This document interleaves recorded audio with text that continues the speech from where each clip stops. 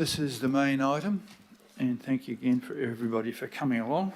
This is probably the most difficult Auckland Council budget that the Council has had to face, and I want to ensure everyone's voice is heard. We are here as councillors to deliver a balanced budget that works for all Aucklanders. As I said earlier, we all want what is best for Auckland, and that needs to guide our decision. I believe the budget proposal that has been put forward and which is on the agenda is still the best one we can adopt. It deals with the immediate problem, our $325 million ongoing budget hole, in a sustainable and credible way. It starts to work to secure our long-term financial position to deliver the infrastructure and services Aucklanders expect, and we know there are many challenges in doing that. It is different to the proposal we consulted with and reflects the feedback we received. The budget keeps rates affordable in line with inflation during a cost of living crisis. It protects services that Aucklanders hold dear. It makes some significant ongoing operations savings and pays down a significant chunk of our debt. It deals with our most pressing issue, is that we are spending more money than we are bringing in. Filling that hole with more debt would be kicking a bigger budget hole can down the road for our children and their children. We can use debt to build new things, but we shouldn't expect people who aren't born yet to pay for things we are consuming today. But I do understand and respect that there are different points of view around the table, and the majority of us have voted for a balanced and sustainable budget. As the Chair, I want to make it very clear that we need to use our time today as productively and effectively as possible, out of respect for the members of the public and media here today and watching online, and who are expecting us to adopt a balanced budget. Today I also want to do things a bit differently from what you've done before. First up, and before I move the budget resolution, I'm going to ask all councillors to provide your views about the levers we have available to balance the budget and on the proposal in front of us today. There have been changes through this process, and there may continue to be. There have been many conversations backwards and forth. I don't know exactly where you all stand on parts of this. Hence, I want to give you each 5 minutes now to share your views on the levers of cuts, assets, sales, rates and debt, and any other credible solutions. After this is finished, and depending on the time, I'll consider whether to amend the budget proposal, which will be the starting point. I'll then move my budget proposal and move to questions, and then debate on the proposal. Again, in the interest of time, I will be stricter than usual with questions and not comments, after which staff will step back from the table and we can move into the debate. We'll be going around the table to provide your views on each of those levers and what, if anything, you would want to do differently to the proposal. I know some councillors have asked for an opportunity to share their views. This is your opportunity to do that. As I've said, this is a difficult process and may take more time than expected. That's fine. And we may even have to come back next week. We're not rushing this process. When speaking, think about how you will close the $365 million operating balance in a balanced way. This is not an opportunity to move any amendments because I've not yet moved the primary motion, but there will be time to do that. If you're looking to propose an amendment, I ask you that you provide it in writing and signed in accordance with standing orders to Sandra, beside me, Sandra, so that they can be properly considered at the right time later during this meeting. I also ask that any amendments be clear as to how the amendment leads to a balanced budget. That means being clear about what goes in and what comes out from where. Without chat, we'll keep strictly to the 5 minutes.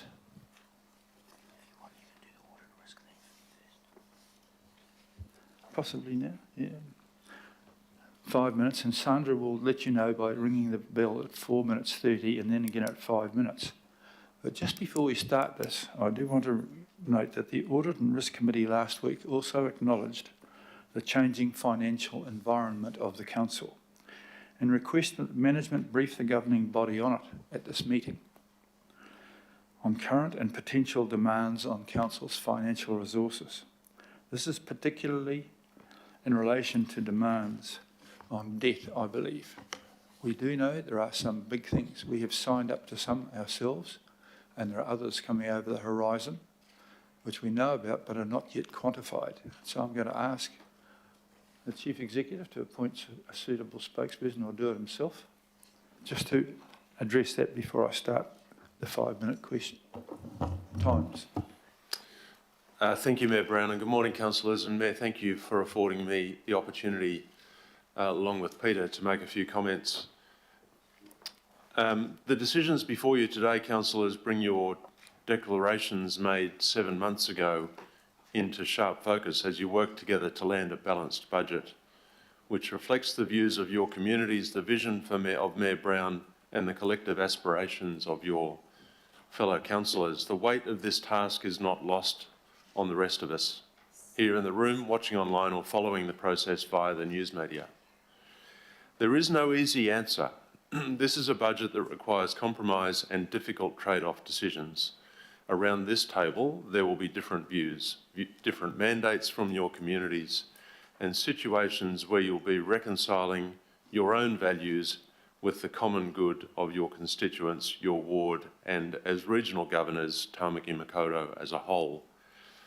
That's democracy, and that is where where you will be looking for common ground. We don't envy you this task. As officers, we share your commitment to Auckland, and we stand with you to make an informed decision to deliver on the annual budget for today's Auckland and for future generations.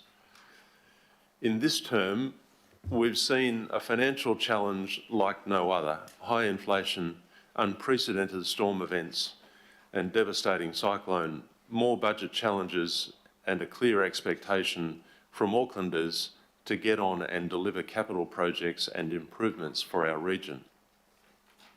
When we embarked on this budget process in late 2022, we talked of the levers that were available to us to help balance the budget: tackling depreciation, managing our balance sheet of assets and debt, maintaining our credit rating, and the options that lie within our revenue streams have thrown up some difficult conversations and decisions.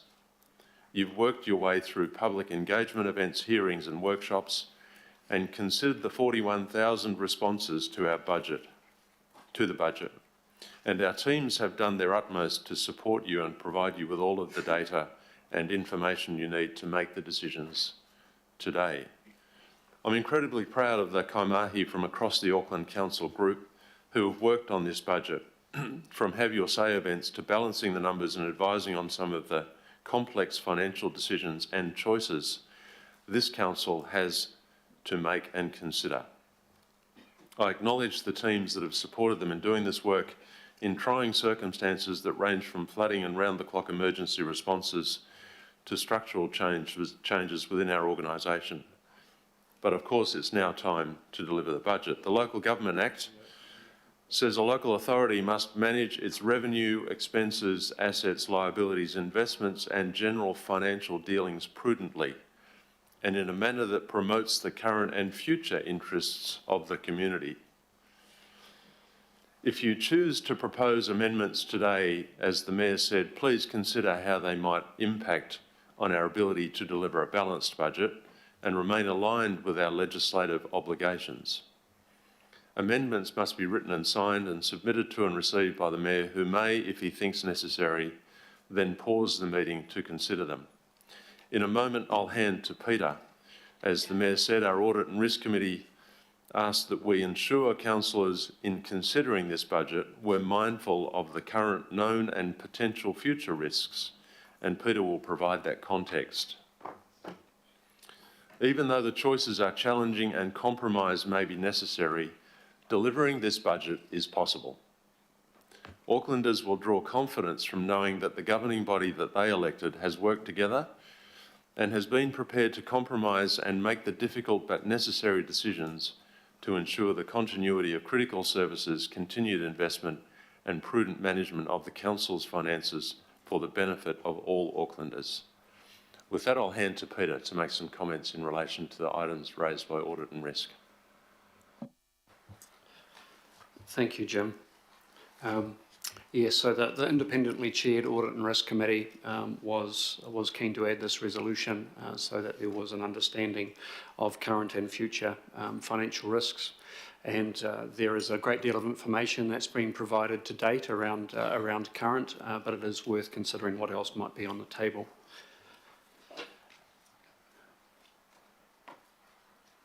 If I start with an overview, and this does reference in large extent Appendix C, starting on 47, page 47 of your agenda. So we have provided collated analysis and advice to support the annual budget decisions, and that's pages 47 to 154, and hopefully you've had a chance to look over that. It covers both the budgetary challenge and the levers available to address it, as well as some of the criteria and a view on those criteria within those mixes as well. If I turn to the substance, the current challenge. So our current challenge, as you are well aware, is that 325 million projected ongoing operating shortfall. This is included also in some of the previous supporting information. The previous analysis to this was included in the consultation documents. And I'll also note within this frame that myself and economic commentators consider we are still in a time of high uncertainty around future direction on a number of the drivers that influence this gap, in particular interest and inflation. As our summary on page 47 indicates, this represents a fundamental imbalance between the money we collect each year to pay for day-to-day council services and the cost of providing these services. And if this underlying problem is not addressed in a sustainable way, this will create significant budget challenges for future years, especially if, as I've mentioned, those inflation and interest rates remain high or trend differently from what we expect. The other point I'd make is at the bottom of that same page that the Council needs to make its budget decision to enable the preparation and adoption of an annual budget prior to the new financial year beginning, so that it can set rates, maintain confidence and commence delivery of an agreed set of services for the year.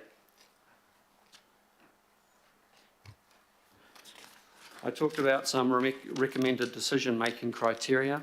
These are, again, as included within the consultation document. Those 4 criteria being credible, sustainable, affordable and implementable. Credible, that they build external stakeholders' confidence in our financial management. Sustainable, need to be ones that provide ongoing mitigation and don't contribute to a bigger budget challenge for next year and the year after. Solving for this year may create a temporary benefit that then has to be mitigated in the following years. Affordable, need to avoid unacceptable shocks for ratepayers, both now and also in the future. Again, that timing trade-off is a key consideration for you as governors. And implementable, it's crucial that the financial benefits from the levers are able to be delivered from the new financial year, which is rapidly approaching. If I turn now and work through the mitigation levers, applying the suggested criteria, we'll start with operating spending cuts, and these are in paragraphs 25 to 30, as well as a number of appendices, so there's a lot of detail there. Permanent reductions in operating spending, they provide a sustainable option to address an ongoing budget gap. So they reduce that difference between revenue and costs, obviously by reducing the costs. And detailed information, as I've said, is in those appendices. Reductions beyond those proposed, unlikely given where we are today on the 8th of June to be implementable in full for the financial year beginning 1 July 2023. So you can see that in bold are 2 of those 4 criteria called out. The second item to look at is rates, with the reference items there. The ongoing and compounding impacts of rates increases mean they provide that sustainable mitigation. So they work on the revenue side and reduce that gap by increasing the revenue. The consultation document noted general mates may need to increase by up to 13.5%. Again, that was contingent on the other levers and how they were working in tandem with this. And other rating policy changes were proposed to manage short-term affordability impact for households, and information on affordability percentages has been provided as well. And it's important to consider the impacts, as I've foreshadowed, on affordability for ratepayers in the following year or even beyond.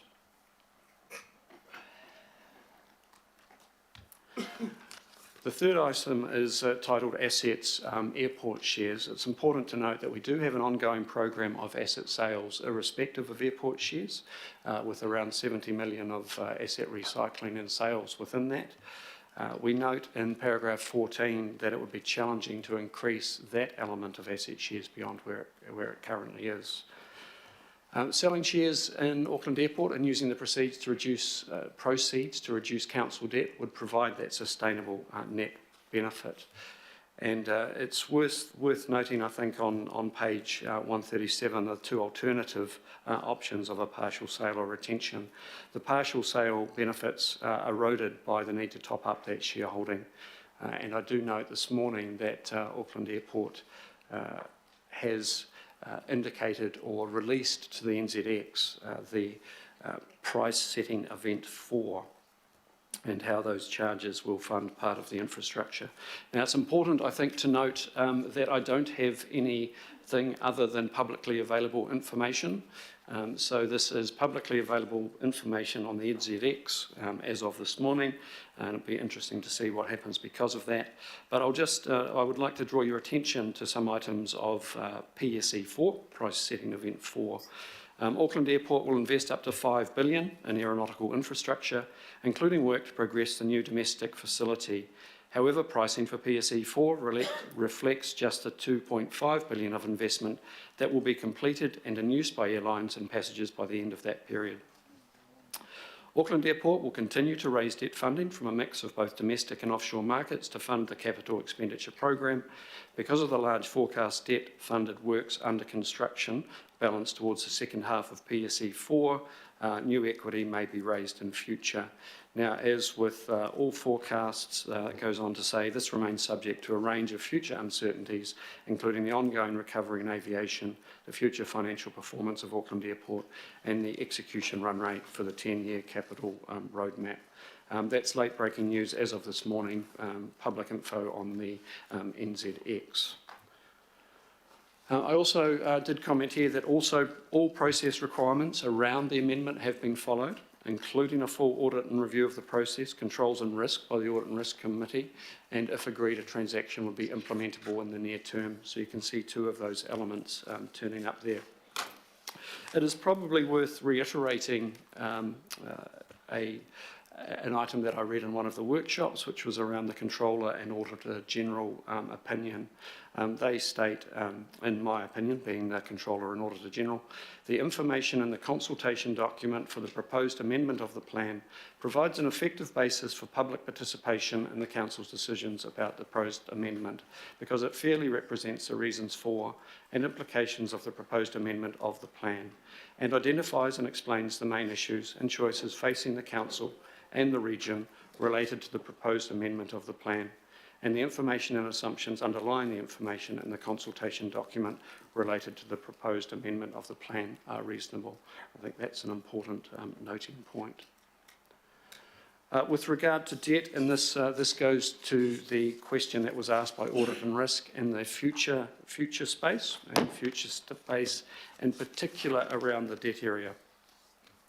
So using borrowing to address an underlying operating gap is implementable, not a sustainable approach. It doesn't address the underlying ongoing gap and only postpones the need for other mitigations.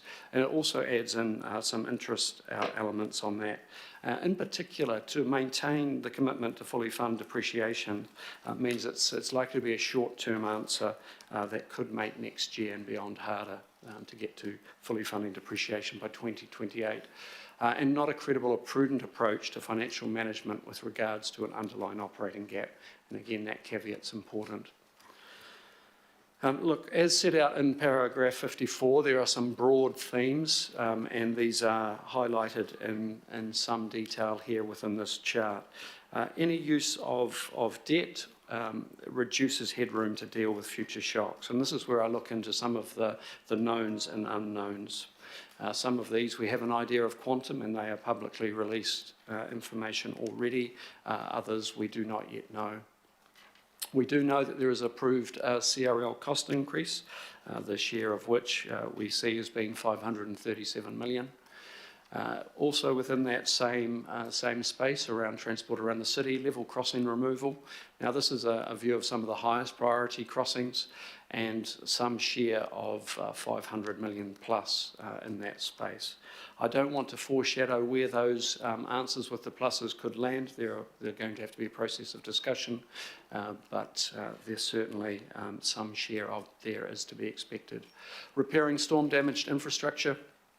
We have presented information to Council on that with our estimates after the events have been 900 to 1.2 billion from the January floods and the cyclone.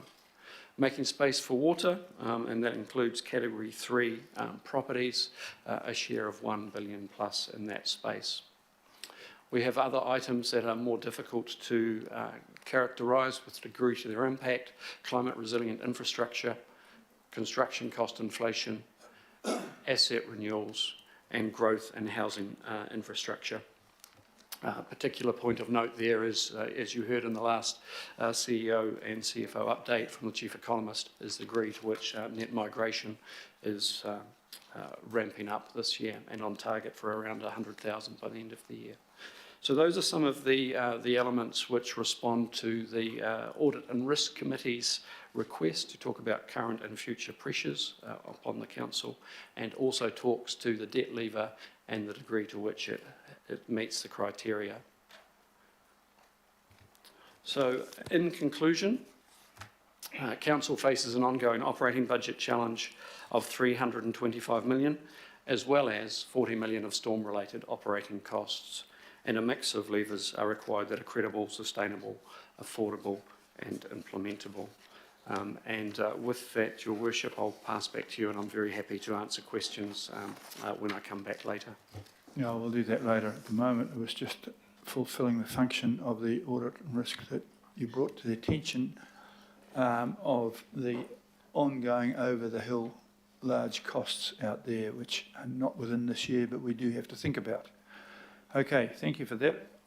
I'm going to then now start off with everyone's an opportunity to go around and have their 5 minutes, and within that you can raise any things that you've heard in the morning. Okay, so point of order, Your Worship. Point of order, okay. Yep, the point of order is 1.7.2E, which is breach of standing order in regards to what you're about to start. So if you have a look at that, and for me it's in regards to what you had indicated, Your Worship, and that is that we will give what we think, and if there's any amendments, you will have a look at them. They will be presented in writing. So, firstly, just want to confirm that 1.7.2E around it is correct around breach of standing order. And my understanding is that as Chair I have discretion to allow this, and is it important that the public hear what our councillors have to say, as many of you have been asking for in the media. And therefore then will you be putting aside standing orders to do this? Well, if you want to do that, I can immediately go into a workshop, open workshops, so we can do that. So there is a response to that if you wish to do that. And this is why I asked in regards to that, what is your intention? Are you going to go into an open workshop? It still gives councillors the opportunity not to speak in the open workshop and speak when we end up debating. That I just want a ruling on that particular standing order, please.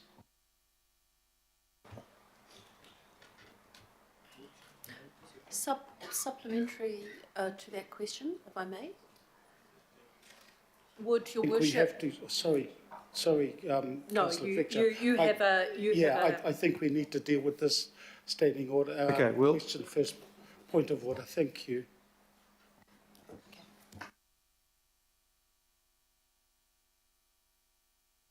Which particular standing order are we breaching here? And on what basis? The standing order is 1.5.3. If you have a look at the standing order, 1.5.3, which is motions in writing, you have the option to ask for those motions in writing. You have just asked in your opening address, Your Worship, that these motions need to be put to you in writing. I'm saying that that option as chair is a may and not a must. You've now asked us to put these motions in writing, and you've also said, Your Worship, with your opening address, what you've said is that you will then consider all the amendments that members on this committee will end up putting through, and then you will decide whether they are going to be passed or not, Your Worship. So for me, with standing orders, and the meeting procedure, Your Worship, is that if any of the members, governing body members, sorry, Your Worship, I just need to finish off this. If any member of the governing body has an amendment to put in, they do not have to be in writing unless you end up choosing. You've just given that to us today.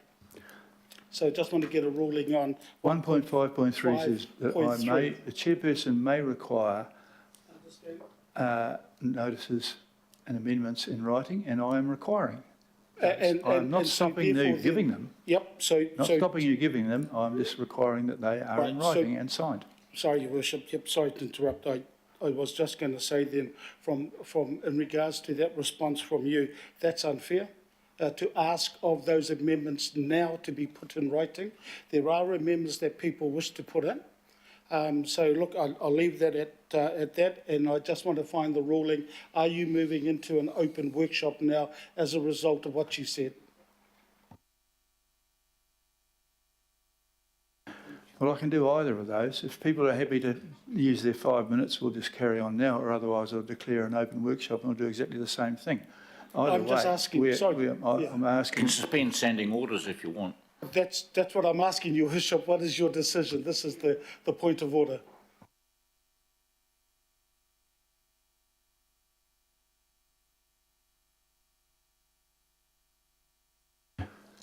I don't want to suspend standing orders. I'm going to move into an open workshop with the public present, and then I'm going to ask people to speak for 5 minutes on their views so that we, in response to requests for people who wish to speak, and also to allow me to know and assess what people's current views are given the information overload which has been recently coming and recent events. So I'm now declaring that I'm adjourning this meeting, and I'm going to reopen it as an open workshop.